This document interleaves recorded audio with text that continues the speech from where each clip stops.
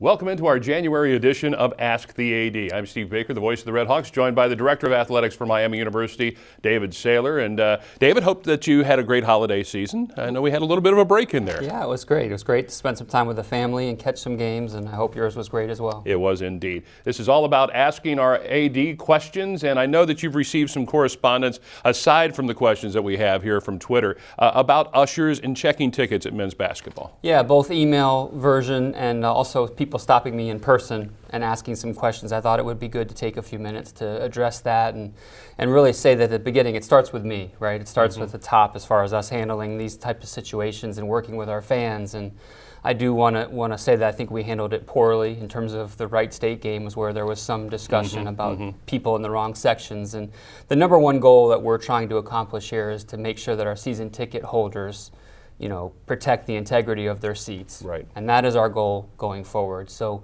really our plan is to check tickets in those sections, 4, 5, 6, and 7.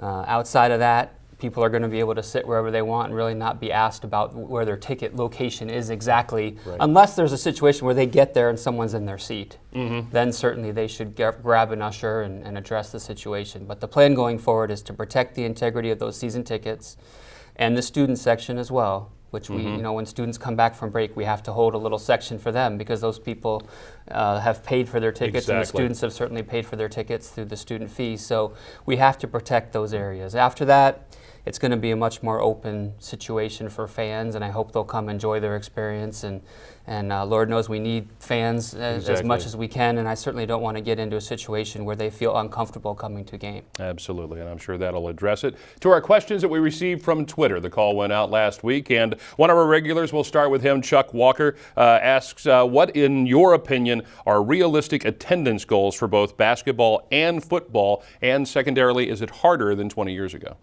I'll start with the second question first. It's definitely harder than it was 20 years ago. I think with the proliferation of television and different games on TV, there's a lot of other options for people. I think also some of the students aren't as geared to going to games as they were back in the older days, so I think it is harder.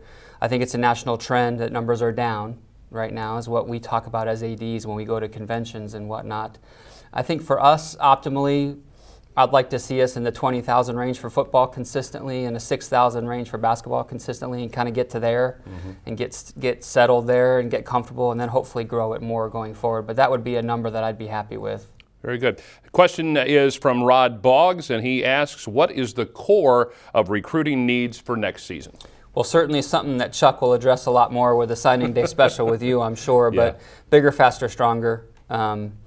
In football, I've definitely seen a difference in our kids' bodies, not just from when they get here to where they are now, from what Coach Harker's doing, but they're also just a lot bigger coming in to school at Miami. I think that's a positive and something Chuck looks for. So I think, continuing to build depth on the lines is critical for us. I think we've got a lot of good skill players, and that's something I know Chuck is addressing and working very hard at. Yeah, and we can make mention of it now. February 3rd is National Letter of Intent Signing Day, and we will have a full day of activities both online at MiamiRedHawks.com and also on Twitter and Periscope and more. So make sure you follow along on MiamiRedHawks.com and get all the information on National Letter of Intent Signing Day on February 3rd. Our next question comes from Armory Hollins. He says, what's necessary to return basketball and football to the top of the MAC, and how did both fall to the bottom of the conference?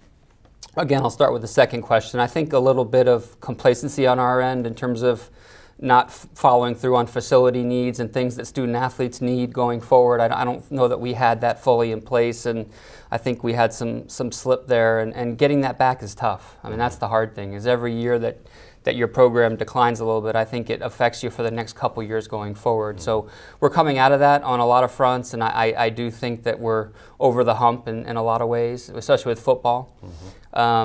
What it's going to take is just consistent love and effort, and that's something we talk about all the time, being relentless, tenacity, those kind of things. I think it starts with me, but it has to permeate down through all the programs and the coaches and support staff and all the administrative staff, and I think we're putting that attention in.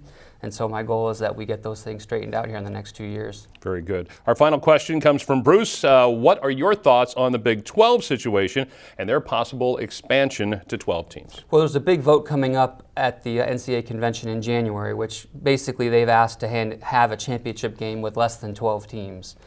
No one's for sure where that vote's going to go.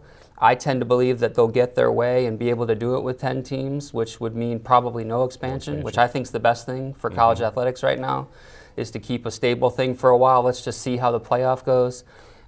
If they are denied their vote and cannot host with 10, have a championship game, I don't know what the future is going to be. I don't know if they will use that as a reason to expand, or if they do, who they'll take. It's totally up in the air. But I would tend to believe they're going to get the vote they want. And the bigger question on the future for college athletics, to me, in terms of football, is whether the playoff's going to expand from 4 to 8, and when that would be, much more so than any expansion that's on the horizon, in my opinion. Yeah, it was interesting with the semifinals of college football on New Year's Eve. The ratings really went down this year, so it'll be interesting to see how that changes in coming years. And we're scheduled to meet at the championship game on Monday as Division I athletic directors, and that topic is on the agenda. I tend to believe that the Rose Bowl and the Sugar Bowl being entrenched on January 1 is the reason for how things went. And I have a belief that at some point maybe they're going to have to come off their position a little bit to make the playoffs the better, TV numbers work, right? And make the numbers work. And why couldn't they play on the 2nd? You know, those are all questions that we're going to talk about. But for now, they're saying they're entrenched on that New Year's Eve, which, you know, was tough for me to watch all the game too, to be honest with you, in terms of with plans going. But we'll see how it all turns out, and it's going to be an interesting time for college athletics. David, as always, thank you very much. Thank you. That's this edition of Ask the AD, and again, make sure you are following along on Twitter for your prompt next to Ask the AD, the questions that you want to know about Miami athletics.